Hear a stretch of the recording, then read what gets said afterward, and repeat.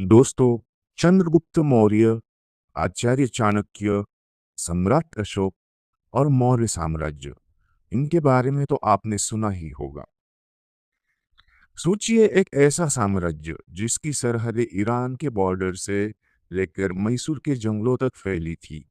एक ऐसी महाशक्ति जिसके पास लाखों की थल सेना, हजारों युद्ध हाथी और दुनिया का सबसे खतरनाक गुप्तचर प्रणाली थी।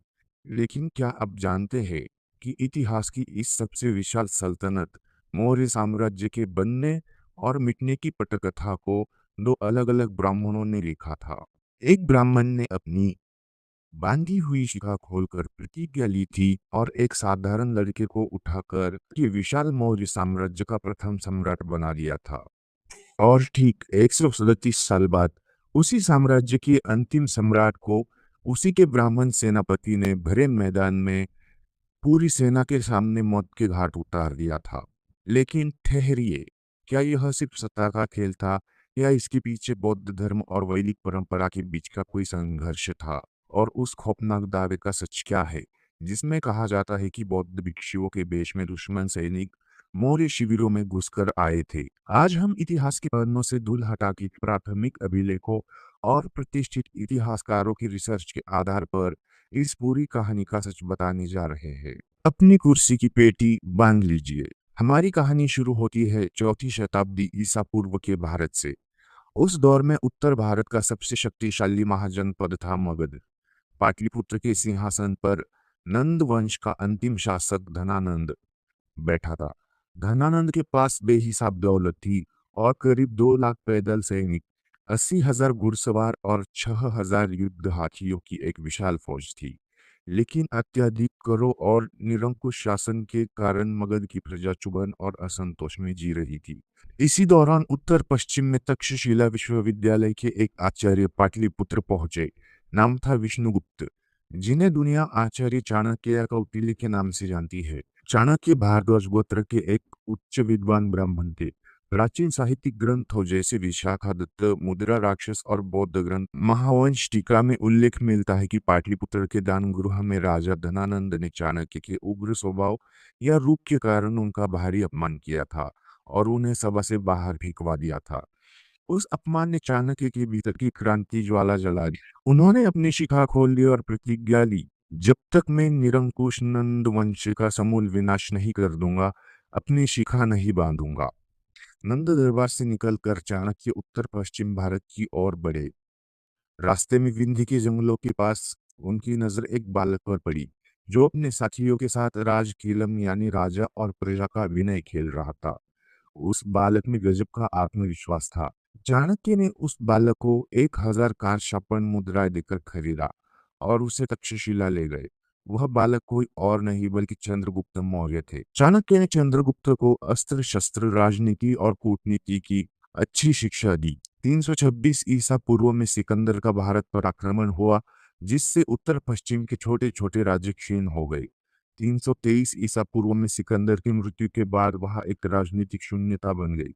चाणक्य ने इसी मौके का फायदा उठाया। उन्होंने सीमांत क्षेत्रों के योद्धाओं को संगठित किया। चाणक्य की रणनीति स्पष्ट थी, अगर गर्म खिचड़ी के बीच में हाथ डालोगे तो हाथ जलेगा, इसीलिए पहले किनारों से खाओ। 321 ईसा पूर्व में चंद्रगुप्त और चाणक्य ने पाटलिपुत्र को घेरा, धनानंद का अंत किया और मौर्य साम्राज्य की नींव रखी। इसके बाद जब सिकंदर के पूर्व सेनापति सेक्युलस निकेटर ने 305 ईसा पूर्व में भारत पर आक्रमण किया, तो चंद्रगुप्त ने उसे ऐसा सबक सिखाया कि सेक्युलस को ऐतिहासिक संधि करनी पड़ी। सेक्युलस ने काबुल, कंधार, हेरात और बलूचिस्तान का विशाल इलाका मौर्य साम्राज्य को सौंप दिया और बदले में चंद्रगुप्त ने उसे 500 युद्ध हाथी भेंट किए। चंद्रगुप्त के बाद उनके पुत्र बिंदुसार ने गद्दी संभाली, जिन्हें यूनानी लेखकों ने अमित्रघात यानी शत्रुओं का नाश करने वाला कहा। बिंदुसार ने सीरिया और मिस्र के राजाओं से कूटनीतिक संबंध बनाए और साम्राज्य को दक्षिण में कर्नाटक तक फैलाया। लेकिन भारतीय इतिहास का सबसे बड़ा मोड़ तब आया जब 268 ईसा पूर्व में बिंदुसारा के पुत्र अशोक मगध के सिंहासन पर बैठे। अपने राज्याभिषेक के 8वें वर्ष यानी 261 ईसा पूर्व में अशोक ने कलिंग, जो आज का ओडिशा है, उस पर आक्रमण किया। कलिंग का युद्ध प्राचीन दुनिया के सबसे भीषण युद्धों में से एक था। अशोका के 13वें शिलालेख में सम्राट ने स्वयं दर्ज कराया है कि इस युद्ध में 1 लाख लोग मारे गए, 1.5 लाख लोग बंदी बनाए गए और इससे कई गुना अधिक लोग बेघर होकर तड़प तड़प कर मरे। युद्ध के मैदान में बिखरी लाशें और चित्कार देखकर सम्राट अशोक का हृदय गहराई से दहल गया। उस दिन उन्होंने तय किया कि वे अब कभी शस्त्र से विजय प्राप्त नहीं करेंगे। सम्राट अशोका ने युद्ध के मार्ग को त्याग कर सदा के लिए धम्म घोष का मार्ग चुना। बौद्ध भिक्षु उपगुप्त के प्रभाव में आकर अशोका ने बौद्ध धर्म को अपनाया। उन्होंने पूरे उपद्वीप में पत्थरों और विशाल स्तंभों पर अपनी प्रजा के लिए नैतिक आचार संहिता यानी धम्म के संदेश उत्कीर्ण करवाए। उन्होंने अस्पतालों, सड़कों, विश्राम गृहों का निर्माण कराया और धम्म महामत नामक नए अधिकारियों की नियुक्ति की। लेकिन इतिहास का एक कड़वा नियम है, जो साम्राज्य जितना ऊंचा उठता है उसका पतन भी उतना ही भीषण होता है। 232 ईसा पूर्व में सम्राट अशोका की मृत्यु हो गई और यही से शुरू हुआ मौर्य साम्राज्य के विघटन का दौर। अशोका के बाद जितने भी उत्तराधिकारी बने, कुणाल, दशरथ, संप्रति, शालीशुक, वे बेहद दुर्बल और अयोग्य सिद्ध हुए। इतिहासकार बताते हैं कि कौटिल्य द्वारा बनाई गई प्रशासनिक व्यवस्था अत्यधिक केंद्रीयकृत थी। जब तक राजा समर्थ था, साम्राज्य एकजुट रहा, लेकिन राजा के कमजोर होते ही प्रांतीय गवर्नर स्वतंत्र होने लगे। दूसरी बड़ी वजह थी आर्थिक संकट। विशाल सेना के रखरखाव, अधिकारियों के वेतन और धार्मिक संप्रदायों को दी गए भारी दानों के कारण मौर्य राजकोष खाली होने लगा। उत्तर मौर्यकालीन सिक्कों में चांदी की मात्रा में कमी आना वित्तीय तंगी का स्पष्ट प्रमाण है, लेकिन सबसे बड़ा खतरा उत्तर पश्चिम की सीमा में मंडरा रहा था। लंबे समय तक अहिंसा और शांति नीति के कारण सीमांत सुरक्षा की उपेक्षा हुई। ग्रीक यानी यूनानी आक्रमणकारी फिर से हिंदू कुश पार करके भारत की सीमाओं में घुस के आए।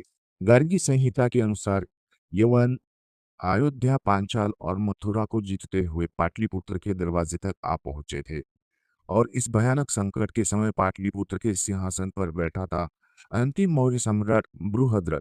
बृहद्रथ एक दुर्बल और सैन्य दृष्टि से अकर्मण्य शासक सिद्ध हो रहा था।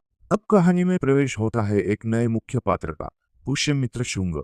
पुष्यमित्र शुंग मौर्य सेना के सेनापति थे। वह भारद्वाज या कश्यप गोत्र के एक शूरवीर ब्राह्मण थे। मौर्य साम्राज्य की रक्षा का पूरा भार उन्हीं के कंधों पर था। वह देख रहे थे कि विदेशी यवन देश के अंदर तक घुसते चले आ रहे हैं।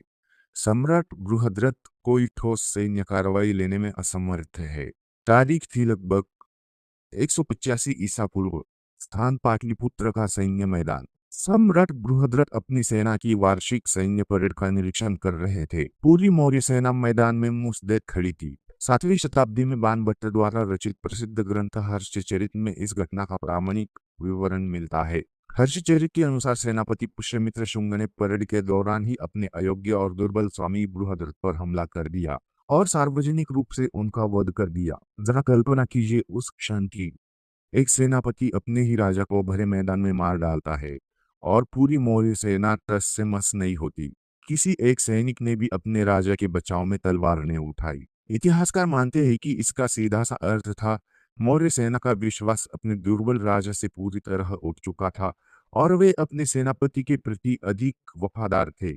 इस तख्तापलट के साथ ही 137 साल पुराने मौर्य साम्राज्य का अंत हुआ और भारत में शुंग राजवंश की स्थापना हुई। दोस्तों, राजा बनने के बाद भी पुष्यमित्र ने कभी सम्राट की उपाधि नहीं ली। वे जीवन भर स्वयं को केवल सेनापति ही कहलाते रहे। उन्होंने यवन आक्रमणकारियों को सिंधु नदी के तट पर खदेड़कर पराजित किया। लेकिन यहाँ इतिहास का एक विवादित प्रश्न खड़ा होता है, क्या पुष्यमित्र शुंग ने बौद्धों पर अत्याचार किए? बौद्ध ग्रंथ दिव्यावदान में लिखा है कि पुष्यमित्र ने बौद्ध स्तूपों को तोड़वाया और घोषणा की, जो कोई एक बौद्ध भिक्षु का सर ला कर देगा उसे 100 दिनार का इनाम मिलेगा। लेकिन जब आधुनिक इतिहासकार पुरातात्विक साक्ष्यों की जांच करते हैं, सच्चाई कुछ और निकल कर आती है। कुछ प्रसिद्ध इतिहासकारों का कहना है कि बौद्ध ग्रंथों के ये दावे अत्यधिक अतिशयोक्तिपूर्ण है और बाद के काल के सांप्रदायिक विद्वेष की उपज है। इसका सबसे बड़ा पुरातात्विक सबूत है मध्य प्रदेश में स्थित भरहुत स्तूप। भरहुत स्तूप के तोरण द्वार पर ब्राह्मी लिपि में स्पष्ट उत्कीर्ण है, जो नीचे लिखा है। इसका अर्थ है शुंगों के शासन काल में इसका निर्माण हुआ था। इसके अलावा सांची स्तूप के तोरण द्वारों का निर्माण भी शुंग काल में ही हुआ था। अगर पुष्यमित्र बौद्धों की कत्लेआम करवा रहा होता तो उसी के शासनकाल में बौद्ध कला में इतने भव्य स्मारक कैसे बनते। कुछ इतिहासकारों का मानना है कि पुष्यमित्र ने संभवत केवल उन चुनिंदा बौद्ध मठों पर सैन्य कार्रवाई की होगी जो उत्तर पश्चिम से आ रहे यवन आक्रमणकारियों को कूटनीतिक या राजनीतिक सहयोग दे रहे थे। अब बात करते हैं उस दावे की जो आज सोशल मीडिया और इंटरनेट पर बहुत तेजी से फैल रहा है। दावा यह है कि यूनानी सैनिकों ने बौद्ध भिक्षुओं का वेश धारण करके मौर्य सैन्य की शिविरों में घुसपैठ की थी और वे देशद्रोह कर रहे थे। जब सम्राट बृहद्रथ ने उन पर कार्रवाई करने से मना कर दिया तब राष्ट्र रक्षा के लिए पुष्यमित्र शुंग ने बृहद्रथ का वध कर दिया। क्या प्राचीन समकालीन अभिलेख में यह लिखा है? आइए देखते हैं। अशोक के शिलालेख, धनदेव का अयोध्या अभिलेख या मथुरा के यवन अभिलेख, किसी भी पुरातात्विक अभिलेख में ऐसी किसी घटना का दूर दूर तक कोई जिक्र नहीं है। 2. प्राचीन ग्रंथों में इसका समर्थन है। वानभट्ट का हर्ष चरित्र, गार्गी संहिता, विष्णु पुराण या स्वयं बौद्ध ग्रंथ दिव्यावदान, किसी भी प्राचीन ग्रंथ में छद्मवेशी यौवन सैनिकों का मौर्य शिविरों में घुसपैठ की कहानी का उल्लेख नहीं है। हर्षचरित स्पष्ट लिखता है कि बृहद्रथ की हत्या उसकी सैन्य अकर्मण्यता के कारण हुई थी।